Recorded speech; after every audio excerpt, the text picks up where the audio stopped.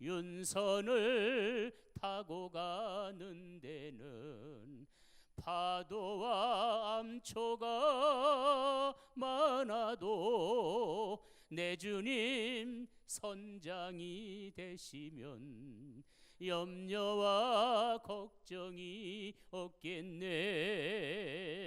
비행기 타고 가는 데는 높은 산 구름이 많아도 내 주님 비행사 되시면 염려와 걱정이 없겠네. 언제나 행복의 주님을 모시고 내 갈 길 다간 후 영원히 주님을 섬기리. 할렐루야. 할렐루야. 우리 하나님께 영광을 돌리겠습니다. 자동차 타고 갈 때도, 기차 탈 때도, 배 탈 때도, 비행기 탈 때도 우리 주님과 함께 동행하시기를 주님의 이름으로 축원합니다. 이 세상 모든 사람들은 복받기를 원합니다. 우리 군산 중동교회 우리 성도님들 복받기 원하시면 한번 아멘 해보세요. 아멘 소리 들어보니까 조금 적당히 받고 말 것 같으네. 많이 받아서 충성하기 원하면 두 손 들고 아멘.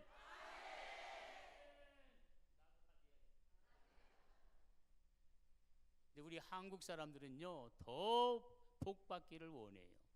얼마나 복받기를 원하는지 아예 그냥 밥그릇 안에다가 옛날에는 복복자를 찍어 놓고 숟가락 앞뒤에다가 복복자를 찍어서 하루에도 수번씩 복을 먹었습니다.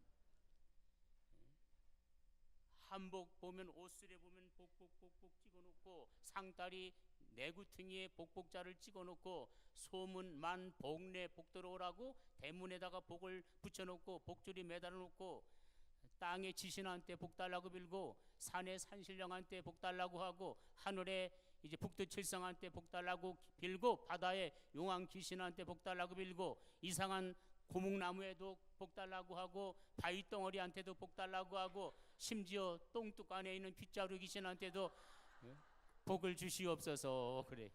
얼마나 복받기를 원하는 민족인지 몰라요. 왜 그랬을까요? 너무너무 못 살아서, 너무너무 배가 고파서. 얼마나 배가 고픈지 까만 양복에 하얀 게 붙어 있으면 뭐라 그래요? 실밥. 저게 밥 뿌리면 얼마나 좋을까. 그래가지고 실밥 그런 게. 목수가 톱질하면 허옇게 쏟아져 나와. 저게 뭐라 그래 이걸. 야, 저게 밥이면 얼마나 좋을까. 톱밥. 대패밥. 심지어 사람을 봐도 먹는 거로 봤어요. 야, 저놈 맵게 생겼는데, 짜게 생겼는데. 왜? 너무 배가 고프니까. 그럼 너무 배가 고파. 그러나 축복은 전능하신 하나님만이 주시는 줄로 믿습니다. 하나님만. 귀신은 복을 주는 것이 아니라 저주와 화를 가져와요. 제가 충남 서산 원북 신두리에서 42년 전에 이제 개척을 했습니다. 바닷가입니다. 바닷가라 그런지 그 당시에는 귀신들이 굉장히 역사를 많이 했어요. 그래서 그런지 집집마다 뻘건 부적들이 5장 6장 붙어 있었습니다. 집집마다 가보면 막 부적들이 붙어 있었어요. 어느 날 새마을 지도자가 교회를 나왔습니다. 할렐루야. 아, 신방 갔더니 뻘건 부적을 그냥 붙이고 있어요. 아니, 새마을 지도자가 돼가지고 부적을 붙여놓고 있냐 그랬더니, 전도사님, 우리는 무서워서 못 건드리니까 전도사님이 떼주세요. 세상에 지가 붙여놓고 나한테 떼도. 우리 교인들 부적은 제가 다 떼버렸어요. 어느 날 무당이 스스로 자기 발로 걸어서 교회를 나왔습니다. 할렐루야. 농사 짓던 사람인데 갑자기 신을 받았어요. 여러분, 귀신 받은 사람은 귀신의 일을 안 하면 아프대요. 성령 받은 사람은 하나님의 일을 해야 되고. 할렐루야. 그러니까 귀신을 받았기 때문에, 신내름을 받았기 때문에 무당짓을 안 할 수가 없다는 겁니다. 그래서 농사 짓다가 갑자기 신을 받아가지고 신당을 차려놓고 하루 종일 밤새도록 꽹과리를 뜨더니 얼마나 괴롭겠습니까? 이분이 지혜로워요. 내가 살 길은 예수 믿는 길이다 하고 교회를 나왔어요. 할렐루야. 자기가 자기 발로 나온 거예요. 근데 우리 집회를 안 가요. 왜 집회 안 가요? 전도사님 무서워서 못 가요. 뭐가 무서워요? 우리 집에 신단지 좀 해결해 주세요. 세상에 지가 만들어 놓고 나한테 해결해 달라고. 저 그때 26살 때입니다. 가자. 몽둥이를 들고 왔습니다.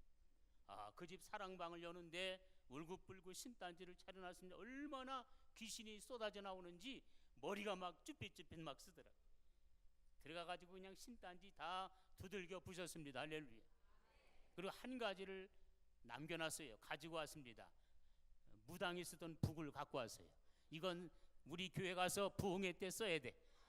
그래가지고 무당 그 방에서 갖고 온 북 가지고 그냥 부흥회 때마다 신나게 찬송가 불렀어요. 할렐루야. 여러분, 귀신들은 아무것도 아닙니다. 믿습니까? 아무것도 아니에요. 근데 안 믿는 사람한테는 정말 귀신이 해코지를 하고 막 역사를 합니다. 그래서 안 믿는 사람들은 너무 불쌍해요. 왜? 이사가 할 때도 나를 잡아야 가지 그냥 날 잡지 않고 지 맘대로 가면 사고가 난답니다. 그렇죠? 안 믿는 사람들은 문지방 하나 달래도 문 하나를 달래도 그냥 못 따라요. 귀신 역사할까 봐. 근데 우리 믿는 사람들은 내가 하고 싶은 대로 가고 싶을 때 이사할 때도 내 맘대로. 할렐루야. 왜냐, 우리는 하나님이 우리와 함께 계시기 때문에. 제가 서울 성락성결교회 청년 때입니다. 우리 여청년 중에서 2대 다니는 청년이 있었습니다. 머리는 참 좋아요. 이화여대대학교 다니는데, 근데 신앙은 개떡입니다. 개떡 신자예요. 개떡 신자가 뭐 어떤 신자냐? 지 맘대로 믿는 신자는 개떡 신자입니다. 말씀대로 믿는 사람은 찰떡 신자입니다. 그러니까 말씀대로 안 믿고 지 맘대로 교회 오고 싶으면 오고 싫으면 안 오고 11조 마음에 있으면 하고 싫으면 안 하고, 이게 개떡 신자입니다. 개떡 신자니까 친구들하고 점쟁이를 찾아갔대요. 개떡이니까 찾아간 거예요, 점쟁이를. 그런데 자기 차례가 됐는데 이 점쟁이가 뚫어지게 쳐다보대. 이상하네. 기분 나쁘게 왜 쳐다봐요? 아니, 자네 이상하네. 자네 죽었어야 되는데 어떻게 살아있나 그러더래요. 기분 나쁘게 무슨 얘기예요 그게? 자네 혹시 큰 신 믿나? 안 믿긴 믿는데 개쩍처럼 믿어. 이 점쟁이 하는 말이 죽음의 신이 주변을 빙빙 돈대요. 그런데 가까이 접근을 못한대. 그래서 큰 신 때문에 죽지 않고 살았다고 그래서 이상하다는 거예요.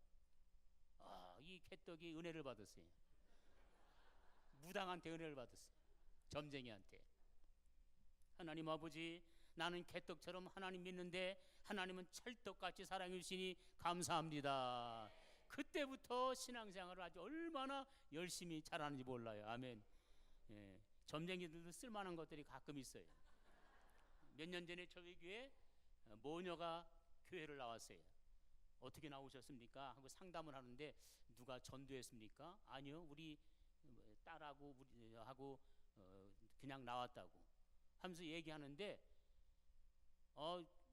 어저께 점을 치는데 점쟁이 하는 말이 자네들은 큰 신 믿어야 살지, 그렇지 않으면 큰일 나겠다 그러더래요. 그래서 큰 신이 누구냐 그랬더니 예수 신이 큰 신이라고 그러더래요. 그래가지고 교회를 나왔어요. 저는 점쟁이가 전도해서 나온 사람은 처음 봤어요. 여러분, 당장 내일 돗자리 들고 저 시내 나가요. 나가가지고 돗자리 깔고 사람들이 오면 다른 얘기 하지 마요. 살이 꼈네, 살이 꼈어. 살이 꼈다는 건 죽는다는 거예요. 죽는다는 거는, 죽는다는 소리 들으면 안 믿는 사람들은요 놀래가지고 어떻게 해야 되느냐, 구슬해야 되느냐. 그럼 여러분, 구타라고 하지 말고 구슬해도 안 돼. 자네는 큰 신비들이야 살아. 그럼 어떻게 해야 되냐? 이제 군산 중동교회로 가. 아멘이요? 또 내일 할 거예요 그럼? 따라합시다. 돼지머리한테 절하는 놈들은 돼지머리만도 못한 놈들이다. 오죽 못났으면 돼지머리한테 복 달라고 절을 합니까? 산돼지도 아니고 죽은 돼지. 그런 것들이 국회의원을 하고 그런 것들이 대학교 교수입니까? 우리는 하나님만이 우리에게 복을 주시는 분. 아멘. 근데 성경에 보니까 가장 큰 복 받은 사람이 아브라함이에요. 아브라함에게 너는 복이다, 복의 근원이다. 근데 아브라함보다 더 큰 복을 받은 사람은 따라합시다. 나다. 예수님께서 요한한테 이렇게 말해요. 세례요한한테 여자가 낳은 자 중에서 요한보다 큰 자가 없다. 그러나 천국에서는 가장 작은 자라도 요한보다 크다. 무슨 얘기냐면 구약의 아무리 큰 자라도 예수 믿고 구원받은 천국 백성 된 사람보다 작다, 그런 얘기.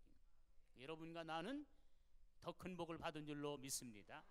오늘 아브라함을 중심으로 우리가 받은 복이 뭔지 살펴보겠습니다. 아브라함은 크게 두 가지입니다. 하늘의 신령한 복, 땅의 기름진 복을 받았습니다. 아브라함이 받은 하늘의 복, 첫째, 따라합시다. 부르심의 복을 받았다. 아브라함아, 하나님이 부름으로 아브라함은 축복자가 되었습니다. 여러분, 부르심의 복은 굉장한 복입니다.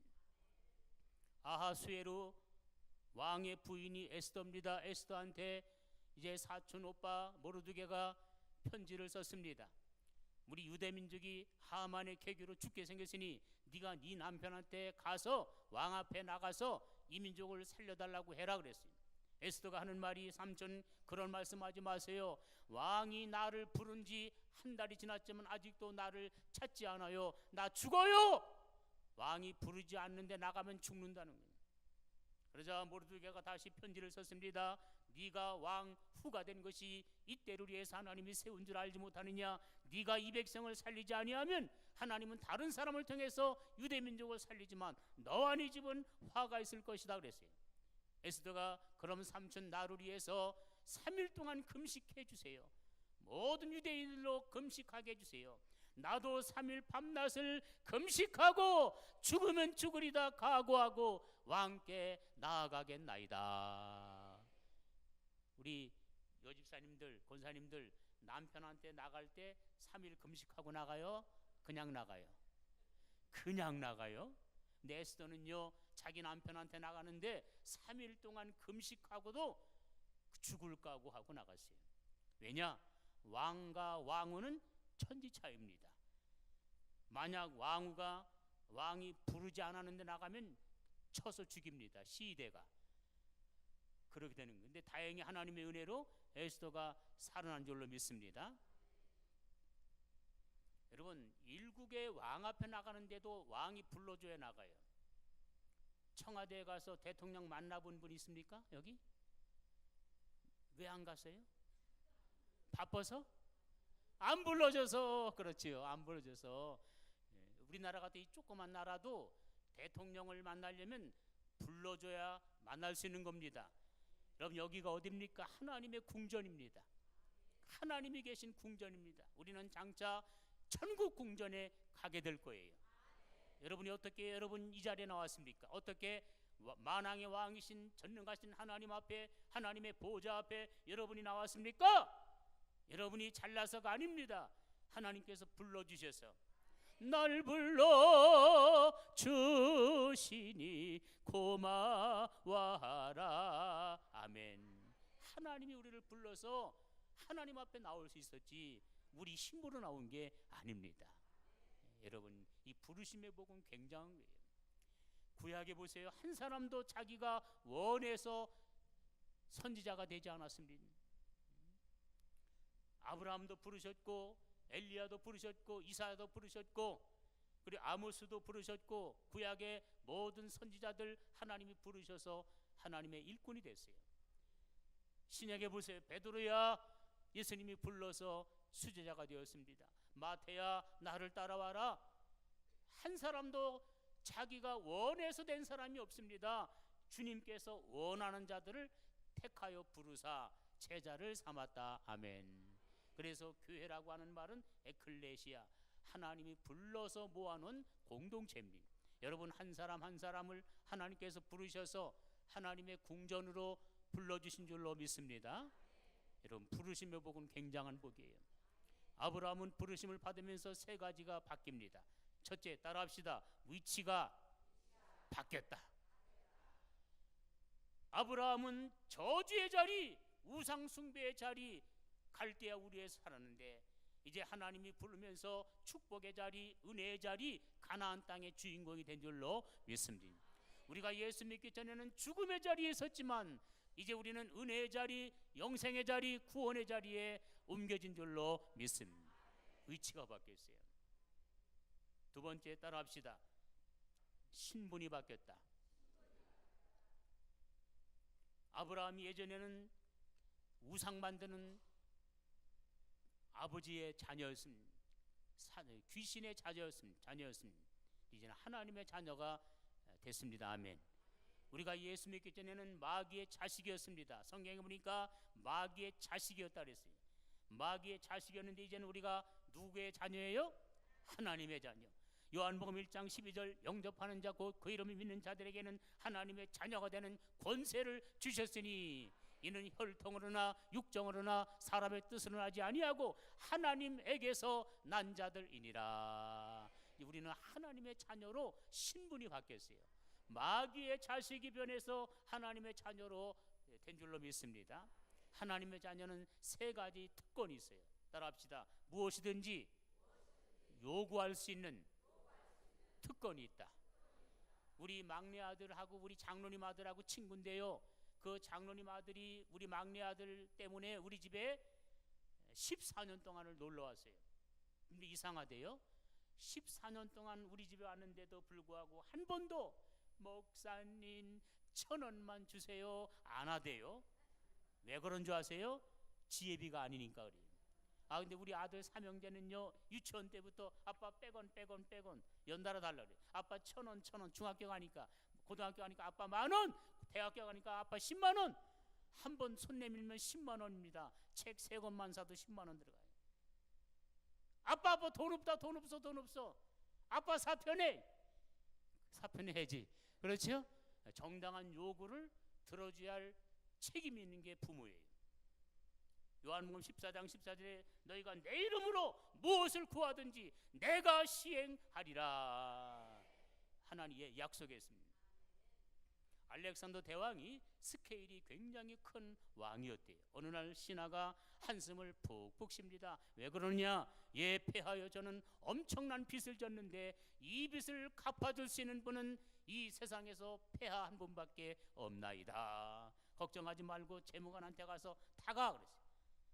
얼마냐고 묻지도 않고 재무관한테 가서 타가라 그랬습니다. 조금 있으니까 재무장관이 막 사색이 돼가지고 폐하여 큰일 났습니다. 뭘 큰일 났느냐? 폐하가 보내신 그 신하가요 엄청난 금액을 청구합니다. 그래서 걱정돼가지고 확인하러 왔나이다. 줘라. 얼마를 청구하든지 줘라. 그 사람은 나 알렉산더 대왕한테 청구했고 알렉산더의 이름으로 약속했으니까 줘라 그랬습니다.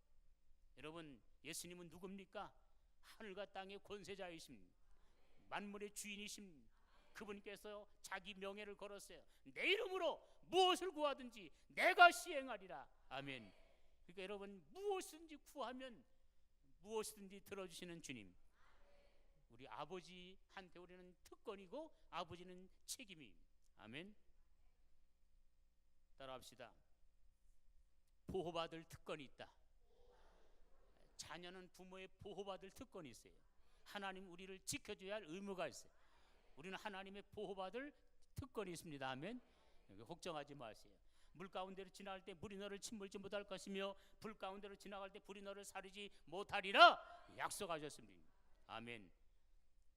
99%는 하나님께서 보호를 해주십니다. 1% 정도는 하나님이 갑자기 데려가셔요. 왜냐? 그거 안 데려가시면 우리 성도들이 제멋대로 살아. 나는 예수 믿으니까 하나님께서 100% 지켜줄 거야. 그리고 방심하고 살고 그냥 신앙생활 열심히 안 하고 삽니다. 그래서 하나님께서 특별히 그냥 100에 1명 정도는 갑자기 교통사고로 데려가시기도 하고 이런저런 일로 데려가시기도 하는데, 보편적으로 99%는 하나님의 철저한 보호가 있다는 사실을 믿으실 주님의 이름으로 축원합니다. 이게 하나님의 약속입니다. 약속입니다. 재앙이 네 장막에 미치지 못하리라. 낮에도 밤에도 지켜준다고 약속했습니다. 따라합시다. 자녀는 집에 들어갈 특권이 있다. 자녀는 특권이 뭐냐? 집에 들어갈 특권이 있습니다. 제가 묻겠습니다. 여러분의 어린 자녀들이 학교 끝나고서 엄마 전화했어. 엄마, 나 지금 학교 끝났는데, 그런데 나 집에 들어가도 돼? 나 자격 있어? 나 쫓겨나지 않아? 전화해요, 안 해요? 안 해요, 안 해. 근데 왜 여러분 하나님 앞에 가면서 전화 좀 하지 말고 그냥 가요? 예? 하나님, 나 이제 30분 있으면 죽을 것 같은데 나 자격 있어요? 나 천국문에서 쫓겨나는 거 아니에요? 왜 그래요? 만약 여러분 자녀들이 전화하면 야, 너 정신이 있냐 없냐? 너 내 자식이 맞냐 안 맞냐? 그럴 거예요. 그렇죠? 그러니까 여러분도 천국 갈 때 전화하지 말고 그냥 가요. 집에 못 들어갈까 봐 걱정하는 사람 봤어요? 천국 못 갈까 봐 걱정하는 사람이 어디 있어요? 아니, 세상에서 살면서 아버지 하루에도 수십 번씩 아버지 하다가 아버지 집에 갈 때는 아버지, 나 자격 있나요? 나 쫓겨나는 거 아닌가요? 여러분, 자녀가 잘못했어도 집에 가야 안 가요? 가는 거요. 왜? 그게 특권이라니까. 여러분이 죄 줬어도 잘못을 했어도 여러분의 집이 천국집입니다. 아버지가 천국에 계셔요. 그러니까 갈 때 좀 제발 좀 전화하지 말고 그냥 걱정하지 말고 당당하게 가시기 바랍니다. 여러분, 자녀의 특권은 굉장한 특권이에요. 아브라함은 부름을 받으면서 위치가 바뀌었고 신분이 바뀌었고, 세 번째 따라합시다. 사명이 바뀌었다. 사명이 바뀌었어요. 아브라함의 이름은 원래가 아브람입니다. 습자지요. 무슨 얘기냐? 한 가정을 책임지는 아버지예요. 하나님께서 네 이름을 아브람이라고 하지 말고 아브라함이라 하라. 이는 네가 만민의 아버지가 됨이니라. 아브라함이 예수 믿기 부르심 받기 전에는 내 가정만 책임졌지만 부르심을 받은 다음에는 만민을 책임지는 자로 하나님이 부르신 것처럼, 우리가 예수 믿기 전에는 내 가정만 책임졌지만 예수 믿은 다음에는 세계를 책임지는 자로 부르신 줄로 믿으시길 바랍니다. 세계 선교를 책임지는 자로. 아브라함 한 사람만 잘 먹고 잘 살라고 복 주신 것이 아니라 아브라함에게 복을 주셔서 아브라함을 통해서 천하 만민이 복을 받게 하려고 아브라함에 복 주신 것처럼, 우리에게 복을 주시는 것은 우리만 잘 먹고 잘 살라고 하는 것이 아니라 우리를 통해서 선교가 이루어지고 세계 선교가 이루어지기 위해서 우리를 부르신 줄로 믿습니다. 사명이 바뀐 거예요. 성령 받으라, 성령 받으라, 예수 내게 말씀하셔서 성령 받으라, 성령 받으라. 아멘, 할렐루야.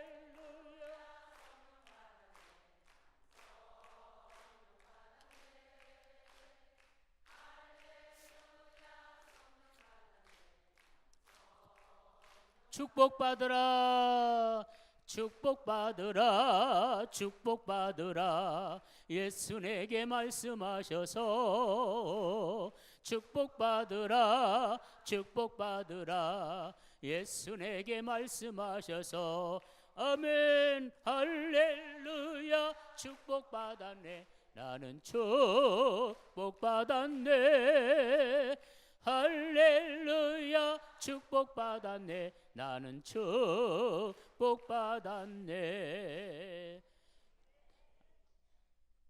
부르심의 복을 받았고 저 신령한 복을 얘기하는 게 두 번째. 따라합시다. 예수님의 족보에 올라갔다. 마태 1장 1절에 보니까 아브라함과 다윗의 자손 예수 그리스도의 세계라. 영광스럽게도 아브라함이 예수님의 족보에 올라가는 그러한 복을 받았어요. 유대인들은 족보를 굉장히 중요하게 여겨요.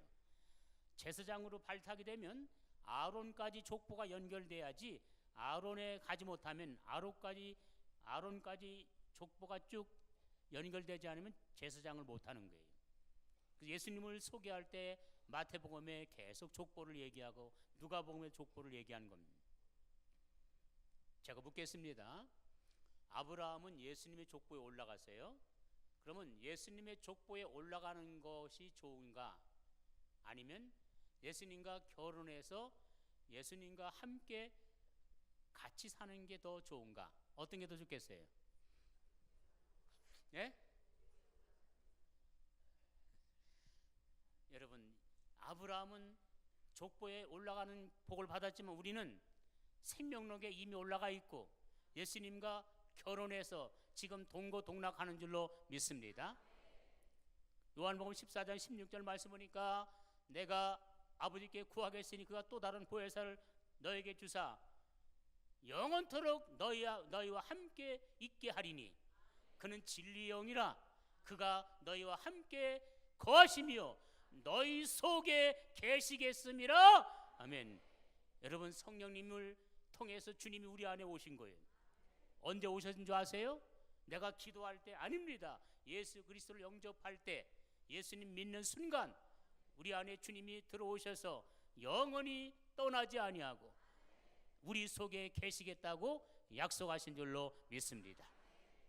그러니까 축복 중에 축복이 뭐냐? 성령님이 내 안에 계신 게 최고의 복입니다.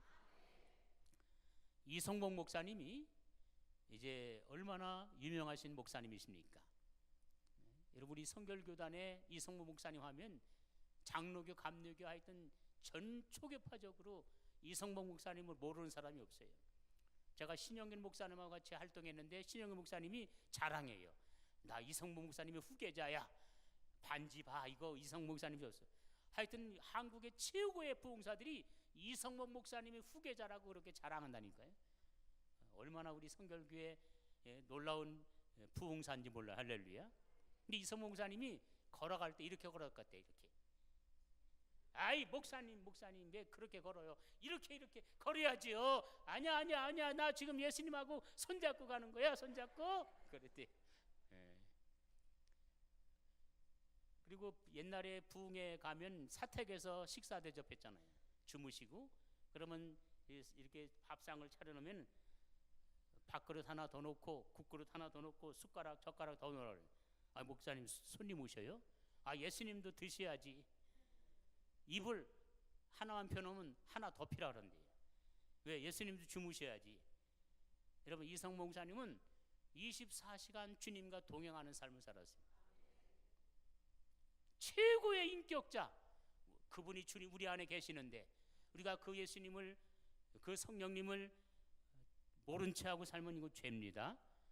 친구 집에 놀러 갔는데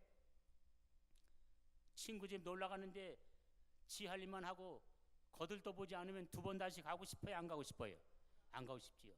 우리 예수님은 여러분 안에 떠나지 않고 계시는데 여러분은 예수님은 쳐다도 안 보고 하루 종일 지 볼 일만 보고 저 할 일만 하고 다니면 예수님이 얼마나 섭섭하겠습니까? 날마다 성령님한테 상의하고 물어보고 이야기하면서 다니시 바랍니다. 성령이 계시네, 할렐루야, 함께 하시네. 좁은 길을 걸으며 밤낮 기뻐하는 것 주의 영이 함께하.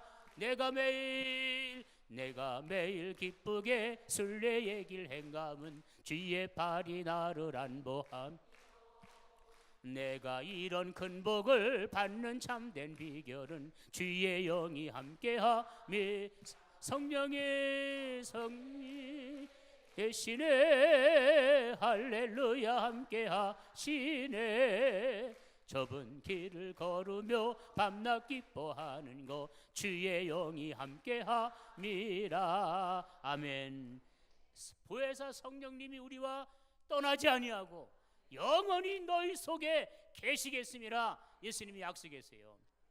여러분, 성령님이 기분 나쁘면 떠나가고 기분 좋으면 찾아오시는 분이 아니라 우리 안에 영원토록 같이 계신데 내가 그 성령님을 의식하지 않으니까 역사하지 않은 거예요. 그 성령님과 늘 상의하고 성령님께 물어보고 기도하며 사시기를 바랍니다. 여러분, 이게 엄청난 복이에요. 아브라함이 받지 못한 복을 우리는 받았다 이거예요. 신령한 복. 신령한 복 중에서 최고의 복이 뭐냐? 성령님을 내가 받은 거예요. 여러분, 내가 기도해서 받는 게 아닙니다. 기도해서 받은 게 아니에요. 에베소 1장 13절 말씀 보니까 듣고 믿어 약속의 성령으로 인침을 받았느니라 그랬습니다. 우리가 예수 믿는 순간 성령님이 하시는 게 뭐냐? 인을 찍고 우리 안에서 계시는 겁니다. 내가 기도 많이 해서 받는 게, 기도 많이 하면 성령님 막 역사가 나타나는 거지 내가 기도해서 성령 받는 게 아니라니까. 성령님이 받았어요. 예수 믿는 순간 성령님이 내 안에 들어오셔서 인을 찍고 너는 내 것이라 이렇게 확증을 해주신 겁니다. 신령한 복의 복 받았는데 최고의 복은 뭐냐? 성령님이 내 안에 떠나지 않고 계시다. 얼마나 기뻐요. 여러분, 보혜사가 무슨 뜻이냐면 해결사라는 뜻입니다. 모든 문제를 해결해 주신 분. 파라클레토스라는 단어인데 이 보혜사라는 말은 안내자라는 뜻이에요. 내 인생길을 안내하는 안내자. 그리고 변호사. 내가 잘못했을 때 변호해 주시는 변호사. 할렐루야. 그분이 우리와 영원히 함께 계십니다. 신령한 복 세 번째입니다. 따라합시다. 더 좋은 고향에 들어갔다. 히브리서 11장 8절 이하에 보면 아브라함과 이삭과 야곱이 천막 속에 살면서 하나님이 준비하신 더 좋은 성, 더 좋은 고향을 사모하며 살았다 그랬습니다. 히브리서 11장 보니까 너희는 더 좋은 고향을 가라, 고향을 사모하라 그랬죠. 아브라함은 부자입니다. 부자인데도 불구하고 천막 속에서 살았어요. 천막. 아브라함이 가지고 있는 것은 무덤밖에 없었습니다. 무덤. 동산은 많았습니다. 금, 은, 막 이런 건 많았는데 부동산은 무덤밖에 없었어요. 그래서 그 아내를 이제 묻으려고, 사라를 묻으려고 햇사람한테 이제 무덤을 샀는데, 막벨라 굴을 샀는데 무덤에 딸린 그 장소가 이제 땅이 있었던 것이지 아브라함이 부동산이 없었습니다. 원래는. 왜 아브라함이 돈이 많은데도 천막 생활을 했느냐? 아브라함은 직업이 뭐예요? 목축업입니다. 목축업. 목축업 하는 사람들은 풀 따라 이동하는 거예요. 풀 따라. 이쪽에 갔다가 또 풀이 없어지면 이쪽으로 이사를 가고 이렇게 나그네처럼 생활하는 게 이 천막 생활하는 거예요. 그러면서 천막 속에 있으면서 완전한 집을 사모했다는 얘기입니다. 여러분, 천막 생활이 얼마나 힘든지 몰라요. 제가 42년 전에 천막을 치고 이제 개척을 했습니다. 겨울에는 얼마나 춘지, 난로를 떼면 난로 옆에 있는 사람 여기만 따뜻해요. 이쪽은 막 얼마나 춘지 몰라. 이쪽 여기만 따뜻하다니까. 그러니까 아무리 떼도 여기서만 따뜻한 거예요. 그리고 바람 불면 부두두둑 설교 소리도 못 들어요. 바람, 이 천막이 막 흔들리는 소리 때문에. 또 여름에는 얼마나 더운지 막 한증막과 같습니다. 비가 오면 비가 뚝뚝뚝 떨어지고 질퍽질퍽하고 동네 아이들이 칼만 쭉 대면 쭉 찢어지고 천막이 넘어지면 그냥 그거 이렇게 세우려면 얼마나 힘든지 몰라요. 그래서 하여튼 그냥 울면서 하나님, 우리도 이제 예배당 주세요. 건물로 된 예배당. 부럽고로 싸도 괜찮으니까 바람만 안 들어오면 되고, 비만 안 새도 되니까 스레트 지붕이라도 괜찮으니까 비만 안 새는 예배당 달라고 1년 동안 그렇게 기도하면서 눈물로 기도했는데요. 저는 거기서 산 것이 아니고 예배만 드리는데도 힘들었어요. 천막 예배당. 근데 이스라엘 백성들은요, 광야 40년 동안 천막에서 생활했잖아요. 천막에서. 얼마나 천막 생활이 어렵습니까? 이사는 또 이렇게 자주 가시는지, 또 나팔 불면 이사 가라는 신호입니다. 그러면 천막을 다 뜯어가지고 어깨에다가 메고 마차에다 싣고 이사를 가야 돼요.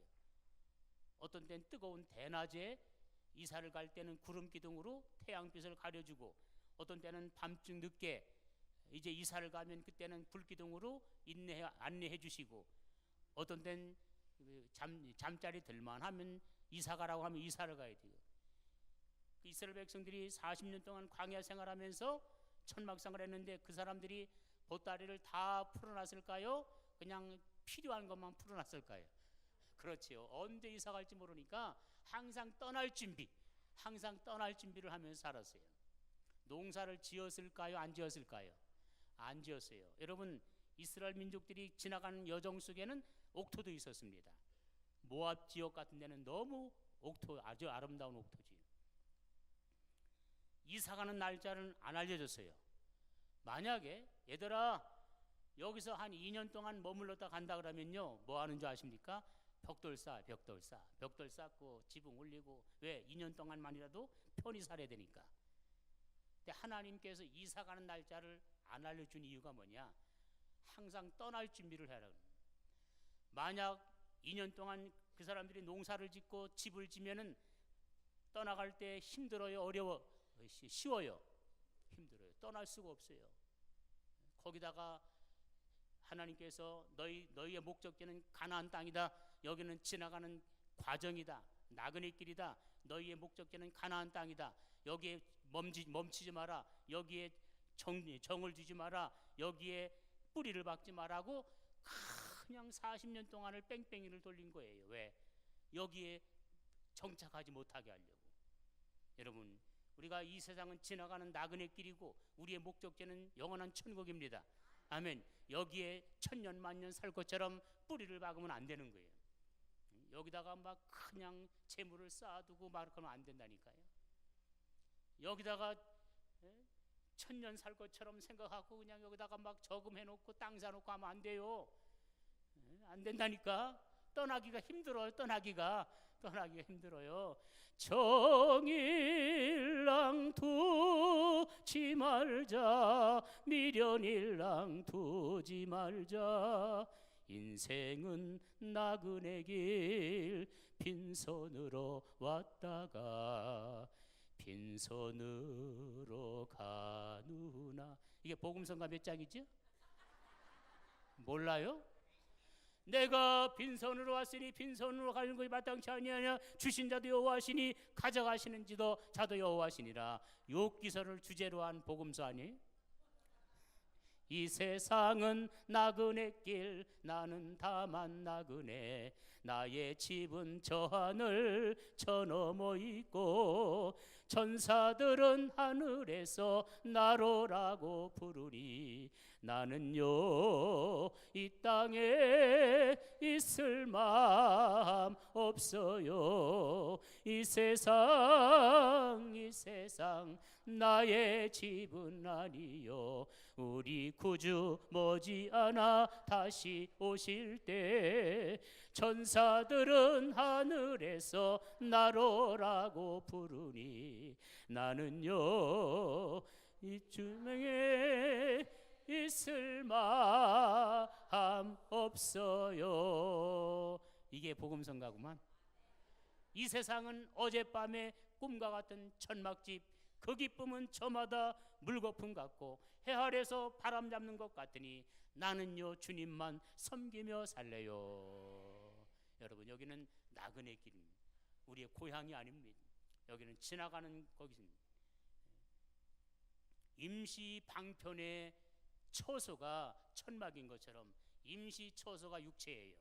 그래서 고린도후서 5장 1절에 우리의 장막집이 무너지면 하나님께서 지으신 영원한 집이 있는 줄 아나니. 여기서 사도 바울은요, 우리 육체를 가리켜서 천막집이라고 했고 부활의 몸을 완전한 집이라고 표현한 거예요. 여러분, 천막 속에서 살다 보니까 완전한 집이 사모되는 것처럼 우리의 육체, 연약한 육체 속에 살다 보니까 병들지 않은 몸, 아이고 병들지 않은 몸, 아이고 고통받지 않은 몸, 부활하는 몸, 늙지 않은 몸, 이걸 사모하게 되는 거예요. 우리 권사님들 처녀 때는 팽팽하더니 늙으니까 축축 늘어지잖아요. 천막이라 그래, 천막이라. 천막이 처음에는 팽팽한데 몇 년 지나면 막 축축 늘어지는 것처럼 인생도 천막이 때문에 처녀 때는 팽팽하지만 나이 들면 점점 늘어집니다. 늘어지는 거예요. 늘어지는 거예요. 약해요. 천막은 약해요. 완전한 몸, 병들지 않은 몸, 늙지 않은 몸, 죽지 않은 몸, 예수님께서 부활하셔서 우리한테 확증해 주셨어요. 보증해 주신 겁니다. 첫 열매로 보증해 주셨어요. 첫 열매는 그 다음 열매를 보증하는 겁니다. 예수님처럼 우리도 똑같은 몸으로 부활할 줄로 믿습니다. 부활하는 거예요. 여러분, 이게 신령한 복이에요. 부르심에 받아서 우리가 하나님의 자녀가 되고 위치가 바뀌고 신분이 바뀌고 사명이 바뀌고 또한 예수님 성령님을 내 안에 모셔서 예수님과 영원히 같이 살게 되고 그리고 더 좋은 고향에 들어가게 되는 이것이 우리가 받은 신령한 복인 줄로 믿습니다. 제자들은 이 복 하나 받고 다 순교했어요. 그러니까 우리는 지금 죽어도 사실 원이 없는 사람들이에요. 우리는 지금 죽어도 사실 원이 없는 사람입니다. 그러나 주님께서 주신 사명 감당하기 위해서 전도하기의 소리를 살려주시는 줄로 믿습니다. 제자들은 다 죽었잖아요. 이거 부활의 확신 가지고 이것 때문에 다 죽었어요. 사도들 다 죽었어요. 이것 때문에. 여러분, 베드로는 똑똑한 사람입니다. 부활하지 않은 예수님 때문에 죽을 사람이 아니에요. 믿습니까? 저는 베드로 한 사람만 봐도 예수님은 부활한 것이 100% 믿어지는 거예요. 제자들 자기 목숨이 아깝다는 걸 아는 사람은 똑똑한 사람인데 왜 그들이 예수님을 부인했습니까? 죽을까 봐. 왜 죽었습니까? 예수님 부활했기 때문에. 전하다가. 할렐루야. 솔직하게 대답해 보세요. 일반적으로 죽는 게 좋아요? 태어나는 걸 좋아해요? 예? 일반적으로 태어난 걸 좋아하지요. 근데 성경에는 뭐라고 하는지 전도서 7장 2절 말씀 1절 2절 한번 읽어보겠어요. 전도서 7장 1절 2절.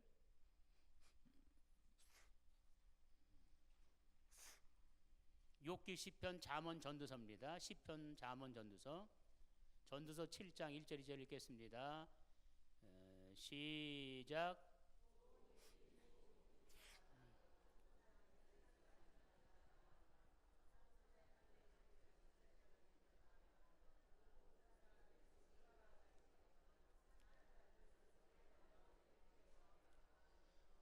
죽는 날이 출생하는 것보다 낫고 초상집에 가는 것이 잔치집 가는 것보다 나으니 모든 사람의 끝이 이와 같이 됨이라. 산자가 이것에 유심하라 그랬어요. 죽는 날이 좋다 그랬습니까? 태어나는 게 좋다 그랬습니까? 죽는 날이. 여러분, 우리는 말씀대로 살아야 돼요? 안 살아야 돼요? 말씀대로 살아요. 말씀대로 살려면 어떻게 되느냐? 초상집 가가지고 웃어야 돼요. 하하하. 축하합니다. 마저 죽어. 성경대로 살려면 애기 난 집 가가지고 안 됐다. 왜 태어났냐? 고생문이 훤하다. 그럼 부모들이 싫다 그래요. 할 수 없어. 우리는 말씀대로 살고 싶은데 그냥 속으로만 말씀대로 살아야 돼요. 그렇죠? 예. 안 믿는 사람들이 이해를 못하니까. 따라합시다. 장본인들은 안다. 죽는 날이 얼마나 좋은지 장본인들은 아는. 제가 처음 목회할 때 시체를 닦아가지고, 우리 성도들 세상 떠나면 시체를 닦아가지고 이제 입간을 제가 했어요. 근데 한 사람도 찡그리며 죽은 사람을 못 봤어요. 참, 예수 믿은 지 6개월밖에 안 된 사람도, 2년밖에 안 믿은 사람도 다 웃으면서 세상 떠났어요. 그 중에 기억나는 분이 몇 분 있습니다. 바가지라는 집사님이 있었는데, 본명이 바가지고 별명이 박봉춘인데, 이분이 원자력병원에서 유방암 말기로 이제 죽게 됐다고 퇴원을 시켰는데 교회를 나온 거예요. 처음으로 죽는다니까 이제 교회를 나왔는데 하나님이 고쳐줘가지고 6년 7년 동안 건강하게 살면서 가족들 다 구원시키고 친척들 구원시키고 하나님이 뜻이 계셔서 데려가시게 됐어요. 온몸에 암세포가 퍼지니까 잠이 안 와요. 밤새도록 뒷산에 가서 소나무를 잡아당겼대요. 피가 막 줄줄 흘러도 그래도 이거 고통보다 이 고통이 더 세니까 이걸 잡아대는 거예요. 신방을 가면 반가워서 웃는데 웃는 게 아니에요. 막 오만상이 막 찌그러졌어요. 너무 통증이 심하니까. 그래서 그분이 돌아가셨다는 소리를 듣자마자 쫓아갔습니다. 강목을 열었어요. 이제 기도해 주려고 얼굴을 이제 보는 거지. 세상에 어제까지만 해도 그냥 오만상이 찌그러졌던 그 인상은 간 곳 없고 눈웃음을 치면서 얼마나 웃으며 돌아가시는지, 하늘 가는 밝은 길이 내 앞에 있으니, 천국 가는 모습이 막 보여요. 막 얼굴에 광채가 나고 막 눈웃음을 치고 막 돌아가셨어요. 어제까지 신방 갔는데 그렇게 고통스러워가지고 막 인상이 막 찌그러져 있었는데 돌아가신 표정이 너무 반대였어요. 최석용이라는 65세 드신 할아버지가 후두암에 걸려가지고 교회를 나왔어요. 교회 나와서 고쳐보려고 나왔어요. 6개월 동안 제가 같이 잠자면서 기도하면서 금식하면서 같이 이제 기도해주고 그랬어요. 그런데 이분이 돌아가셨다는, 쫓아갔습니다. 가가지고 광목을 열어봤어요. 세상에 그분도 암으로 얼마나 고통스러웠는지 그 인상 쓰고 살던 분인데 그냥 막 얼굴에 막 광채가 나고 눈을 살짝 떠. 여러분, 우리 믿는 사람들이 천국 갈 때 보면 눈을 뜨고 돌아가신 분이 많아요. 왜냐하면 천국이 보이니까 그거 보려고 막 하다가 눈이 뜨는데, 번쩍 뜨면 무서운데 살짝 뜨면 이뻐요. 살짝 뜨고 웃으면 정말 이뻐요. 막 그냥 얼굴이 막 빛이 납니다. 빛이 나. 이분은 예수 믿은 6개월밖에 안 됐어요. 6개월밖에 안 된 분인데 막 마치 쉽게 예를 들면 돼지머리 삶은 거 있죠. 비슷해요. 눈웃음 치면서 막 돌아가요. 근데 그분이 6개월 동안 나하고 같이 있으면서 한 번도 웃는 걸 못 봤어요.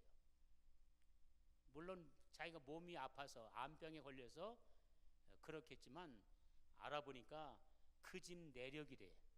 그 집 족보가 그렇대. 그 집 족속들은 웃질 않는데요. 인상이 막 호랑이상이에요. 제가 그때 깨달았습니다.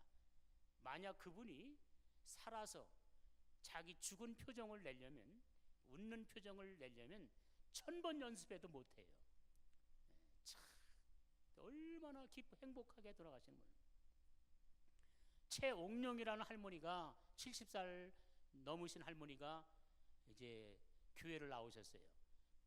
산골짜기에 두 집이 있는데 오두막집이 할머니 집이고 아래 우리가 사택이에요. 빈집 하나 빌려가지고 사택을 쓰고 있었습니다. 이거 할머니는 일가 친척이 없어요. 키도 작고 얼굴은 동그랗고 허옇고 눈꺼풀이 각지고 예뻐요, 할머니가. 근데 한쪽 눈이 뒤집어졌어요. 이렇게 낮에 볼 때는 덜 무서운데 주무실 때 보면 무서워요. 한쪽 눈을 뒤집어 까고 쳐다보고 있으니 네 할머니가 우리 큰아들을 업어준다는 핑계를 대고 우리 사택에 와서 안 가시는 거예요. 얘 봐준다고. 얘가 훈련을 시켰습니다. 할머니는 지금부터 제 말 잘 들으세요.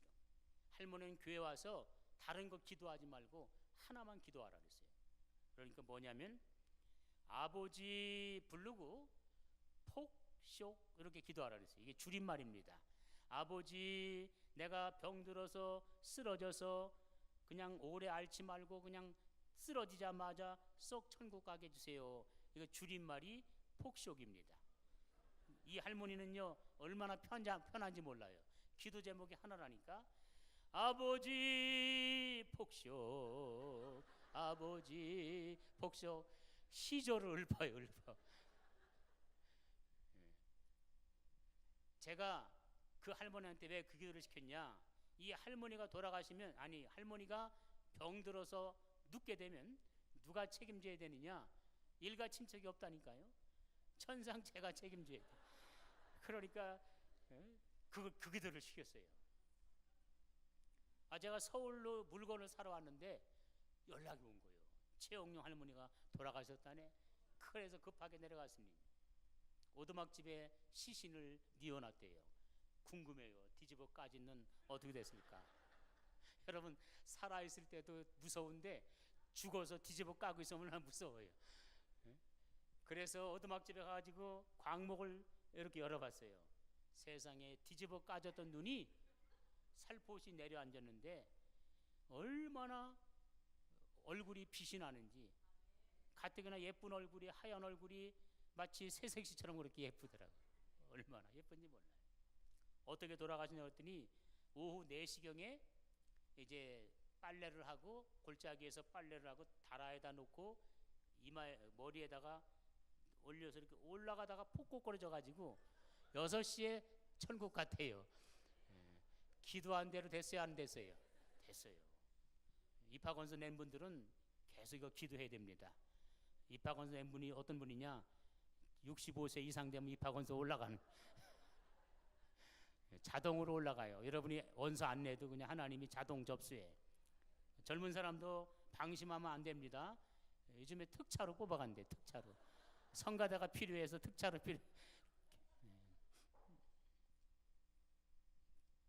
저희 교회 그 성복순 권사님이라고 계신데, 이분은 옛날 그 5,000평이라고 하는 만당가 같이 생겼어요. 그냥 얼굴이 막 시계만 해요. 시계만 하고 몸은 이렇게 눈이 안 보여. 일자. 손은 막 소뚜껑만 해요. 손. 근데 이분이 얼마나 흉내를 잘 내는지, 말 흉내를 잘 내는지, 노태우 대통령 흉내, 하여튼 뭐 흉내를 그렇게 잘 내가지고 이분하고 신방 다니다 보면은 웃다가 그냥 웃다가 끝나. 근데 이분이 갑자기 급성 위암으로 2달 만에 세상을 떠나게 됐어요. 인천 길병원에 중환자실에 계셔서 제가 기도해 주러 갔더니 산소 마스크를 껐는데 이분이 눈을 뜨더라고요. 그래서 목사님, 천국이 보여요. 예수님 면류관 갖고 여기 오셨어요. 목사님 빠이빠이. 아니, 세상에 손이나 작아야지. 소뚜껑만한 손 가지고, 2손 가지고 돌아가시면서까지 웃기면서 가셨어요. 아니, 잘 있으라고 하면 되잖아요. 근데 뭘 얼마나 좋은지 그냥 목사님 빠이빠이 하고. 여러분, 천국은 있습니다. 저는 한 사람도 찡그린 사람 못 봤다니까. 보통 이상으로 막 웃을 수 없는 사람도 이렇게 웃고 가더라고요. 한 번도 안 웃던 사람이 그냥 보통 그냥 미소를 지은 표정이 아니에요. 그 돼지 삶은 머리처럼 그렇게 웃으면서 갔다. 엄마 뱃속에서 태어나는 애기 웃으면서 태어난 아기 봤어요? 예? 제가 100만 원 줄게. 응아 울면서 태어나지요. 왜 그런 줄 아세요? 여러분, 한번 지나간 날을 회상해 보세요. 여러분 엄마 뱃속에 있을 때보다 행복했을 때가 언제? 저는요 그때 생각하면 나온 게 후회스러워요. 제가 6.25 사변 때 피난 가다 났거든요. 6.25 사변 때 피난 갈 때 엄마 뱃속에 있었는데 폭탄 소리 안 들려요. 따발총 소리 안 들려요. 그냥 우리 엄마가 60리길을 피난길을 걷는데 눈이 허벅지까지 빠졌다는데 저는 그 안에서 얼마나 따뜻했는지 몰라요. 얼마나 따뜻한지 내 온도하고 엄마 뱃속 온도하고 똑같으니까 얼마나 편한지 몰라요. 그래서 이빨 닦을 필요도 없지, 화장실 갈 필요도 없지, 밥 먹을 필요도 없지, 영양분 공급되지, 자동으로 그냥 다 되지요. 그리고 물속에서 이리 돌다 저리 돌다 다시 돌던 곳에서 다시 오고 왔다가 돌다 이리 얼마나 행복했는지 몰라요. 그런데 때가 돼가지고 나오게 됐습니다. 여기까지 나왔는데 보니까 눈이 부셔서 눈을 뜰 수가 있나. 여기까지 나왔는데 기가 따가워서 견딜 수가 있어야지. 쏙 빠져나왔는데 추워가지고 얼마나 춘지 그냥 응아 못 살겠네 내가 왜 나왔나. 그래. 장본인들은 안다니까. 장본인들은. 여러분 하나님 말씀은 진리입니다. 죽는 날이 출생하는 날보다 낫고 할렐루야. 이것이 우리가 받은 신령한 복입니다. 이 복 받은 여러분은 지금 천국 가도 그냥 미련 둘 거 없어요. 미련이 없어요. 그러나 주님 오실 때까지 면류관 받기 위해서 복 받기 위해서 전도해야 될 줄로 믿습니다.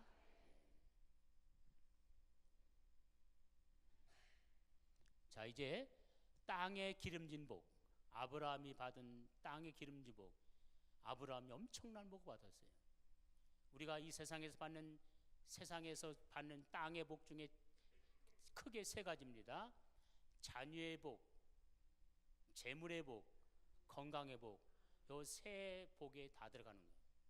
그러면 자녀, 건강, 재물 이 세 가지 복 중에서 가장 큰 복이 뭘까요? 건강! 그러나 아무리 건강해도 자식이 잘못되면 차라리 내가 아픈 게 나은 거예요. 아무리 돈을 많이 벌어도 자식이 잘못되면 돈보다 더 귀한 게 자녀입니다. 최고의 복, 이 땅에서 받는 복 중에 최고의 복은 자녀의 복인 줄로 믿습니다. 여러분의 자녀들이 신앙생활 잘하고 건강하고 잘 자라는 거 하나님 앞에 최고의 복을 받은 줄로 알고 감사하시기 바랍니다. 자녀의 복을 받는 비결 따라합시다. 기도를 심어주자. 자녀를 위해서 계속 기도해 줘야 돼요. 기도로 한 겹, 두 겹, 세 겹, 7겹으로 막 기도를 겹겹이 쌓아서 여러분의 자녀들을 지키시기 바랍니다. 얼마나 악한 깹니까? 기도하지 않으면 안 돼요. 따라합시다. 물질을 심어주자. 자녀를 위해서 물질을 꼭 심어주세요. 여러분 자녀들은 여러분이 심어줘야 되는 거예요. 본인들은 본인대로 하지만 여러분이 심어줘야 돼요. 저희도 우리 자녀들을 위해서 심으려고 애를 많이 썼습니다. 그래서 적금 들어가지고 큰아이 이름으로 헌금하고 또 들어서 둘째 아들 이름으로 하고 막내 이름으로 또 하고 그리고 결혼식해서 경비 딱지하고 나머지는 다 큰아들 이름으로 이제 헌금하고 둘째 아들도 그냥 채소 경비하고 나머지는 다 그 아이 이름으로 바치고 막내도 그렇게 하고 매주마다 결혼해서 나갔는데도 불구하고 이제 많이는 못해도 하여튼 매주마다 큰아들, 둘째 아들, 막내 아들 이름으로 이제 헌금을 해주고 있어요. 아멘. 부모에게 있어서는 죽을 때까지 자녀가 걱정이니까 자녀를 위해서라도 심으시길 바랍니다. 따라합시다. 담임 목사님과 사랑의 관계를 유지하라. 아무리 기도를 많이 해도 아무리 물질을 많이 심고 아무리 충성을 많이 해도 목사님과의 관계가 틀어지면 자녀들에게 복을 받을 수가 없어요. 이건 아주 진리입니다. 제가 증인입니다. 저희 아버님은 고아예요. 2살 때 경주에서 아버님이 돌아가시고 6살 때 어머님 돌아가시고 서울 마포에 와가지고 친척집에서 기술 배워가지고 과자 기술 배워가지고 일제시대 때 과자 공장을 했어요. 서울에서 마포에서. 그래서 뭐 수백억을 벌어가지고 이제 그 친척들이 있는 곳에 충남 조치원에 와서 이제 그 기농을 한 거지요, 일찍이. 근데 시골 사람들한테 사기당해 가지고 마지막 남은 게 공장, 과자 공장과 과수원, 6,000평 복숭아 과수원을 하게 됐어요. 마지막 남은 게. 그러면 복숭아는 그 저장을 못 해요. 저장을 못 하기 때문에 그냥 그 1년 동안을 기다려야 돼요. 1년 동안 기다려야 됩니다. 그리고 6월 말 7월 초가 되면 조생도라는 열매가 맺어요. 그럼 막 이렇게 막 크고 빨갛고 아주 맛있는 열매가 맺어요. 우리는 그거 먹고 싶어서 막 과수원으로 막 달려갑니다. 그럼 우리 아버님이 건드리지 마! 이건 담임 목사님 드릴 거야. 그리고 우리가 먹는 건 뭔지 아세요? 썩은 거, 터진 거, 이런 것만 발라 먹지 맛있는 건 다 목사님 갖다 드렸다니까. 그것도 제가 갖다 드렸어요. 제가 조천 장로교회 다녔는데 그 목사님 사택이 평동인데 백응수 목사님 이름도 안 잊어버려요. 제가 복숭아 갖다 드릴 때 기분 좋게 갖다 드렸을까요? 투덜거리면서 갖다 드렸을까요? 투덜거리. 우리는 썩은 거 먹고 목사님 뭐가 예쁘다고 이렇게 맛있는 거 갖다 주냐고. 한 번도 기분 좋게 갖다 드린 적이 없어요. 그런데도 불구하고 하나님이 저한테 주의 종의 상급을 얼마나 많이 주셨는지 몰라요. 할렐루야. 우리 아버님 고아인데 자손이 24명인데 자녀들이 반이 목사님이에요. 할렐루야. 그리고 판사, 그 LG 기업의 변호사, 그리고 판사가 있어요. 우연이 아니라 우리 아버님이 주의 종한테 하니까 그 자녀들이 그 다 복을 받더라고. 할렐루야. 우리 아버님은 이제 작년에 100세에 돌아가셨는데 내일 새벽에 조금 간증 조금 할게. 우리 아버님이 그 전도를 그렇게 많이 하셨는데 돌아가시기 전까지 자녀들한테 기 한 번 안 죽어요. 큰 소리 꽝꽝 칩니다. 얼마나 이 담대한지 전철에서 10분 칸마다 다 전도하고 동네 다니면서 전도하고. 여러분 CTS에 우리 아버님 계속 나왔어요. 전동차 타고 다니면서 전도하는 김무특 장로님 CTS에 계속 방영이 됐었습니다. 우리 아버님은 기죽는 분이 아닙니다. 당당한 분이에요. 자식들한테 큰 소리 꽝꽝 치면서 사셨어요. 근데 어느 날 가니까 기가 팍 죽었어요. 아버님답지 않게 왜 이렇게 기가 죽었냐 그랬더니, 야, 담임 목사님 은퇴하시는데 기분 좋겠냐? 그런 거. 박태희 목사님이 이제 70살이 돼가지고 은퇴하는 건 당연한 거 아니에요. 다른 사람들은 아이고 빨리 은퇴하셨으면 하는데 우리 아버님은 그게 그 아쉬워가지고 막 그냥 막 속이 상해가지고 막 그러는 거예요. 여러분 우리 목사님 은퇴할 때까지 은퇴하지 말았으면 하고 그렇게 해야 돼요. 할렐루야. 근데 3개월 후에 제가 이제 서울 아버님 댁에 갔어요. 아버님 기가 살았어요. 아버님 목사님 은퇴하시는데 기가 살았네요. 야, 우리 당회에서 은퇴금 이렇게 줬다. 또 차도 새 차 사드리고 아파트도 드리고 월 얼마 드리고 기사 딸려 드리고. 그런데 내가 기가 안 살겠냐? 세상에. 아니 그 우리 아버님한테 그렇다고 그 목사님이 100만 원 쓰라고 안 줘요. 왜냐? 그 목사님 사랑하는 마음 때문에.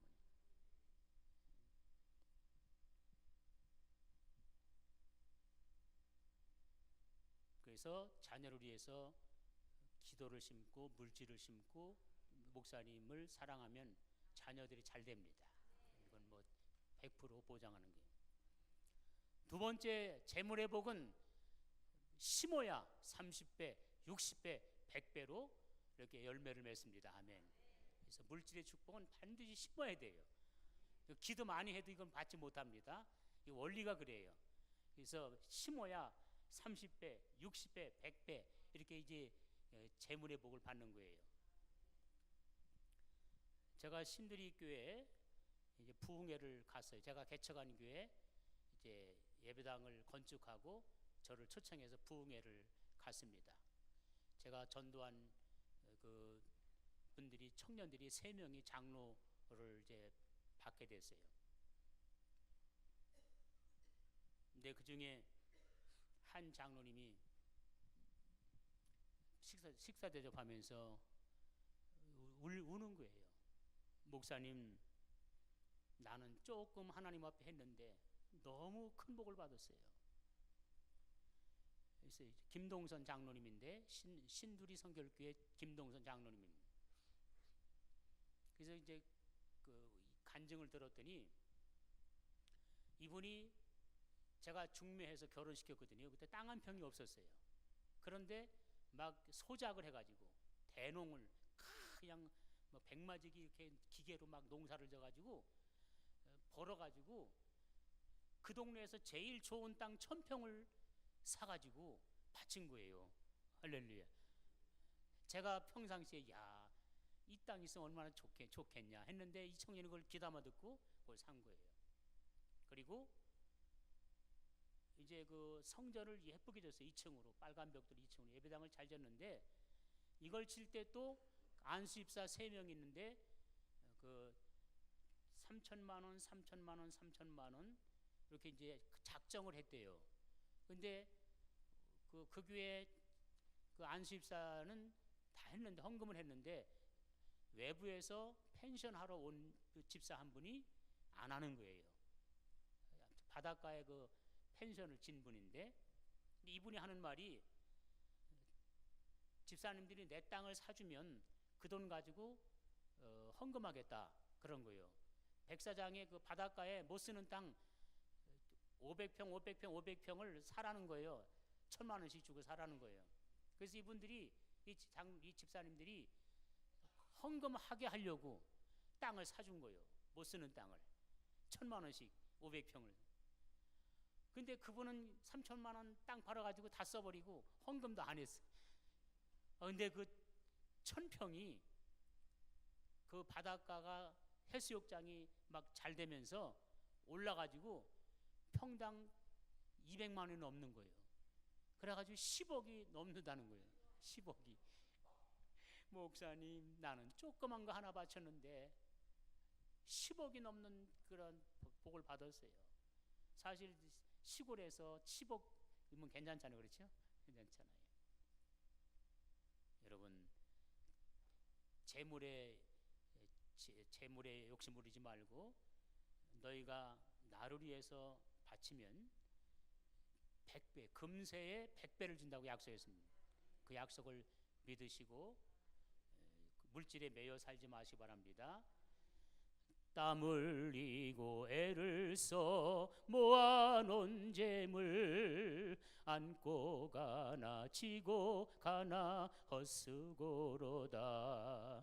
빈손 들고 왔으니 또한 그같이 빈손으로 갈 것이 명백지 않나. 토지 많아 무엇해 나 죽은 후에 삼척광중 일장지 넉넉하오며 의복 많아 무엇해 나 떠나갈 때 수의한 벌 관한 게 족하지 않나. 아멘.